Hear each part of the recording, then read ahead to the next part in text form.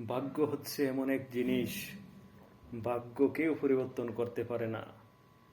যে ভাগ্য পরিবর্তন করার, উনিই ভাগ্য পরিবর্তন করতে পারবে। মানুষ কখনো কারো ভাগ্য পরিবর্তন করতে পারবে না। একমাত্র যিনি আমাদেরকে সৃষ্টি করেছেন, ইনি ছাড়া কারো ক্ষমতা নেই আমাদের ভাগ্য পরিবর্তন করার।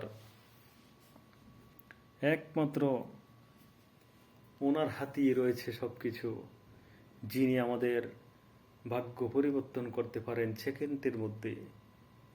তো অনেকে বলে আমি অমুকের দ্বারায় আমার এই উপকারটা হয়েছে, অমুকের দ্বারায় আমি এত বড় হয়েছি, অমুকের দ্বারায় আমি এত টাকা কামিয়েছি, না কোনো লাভ নেই এই ধরনের কথা বলে।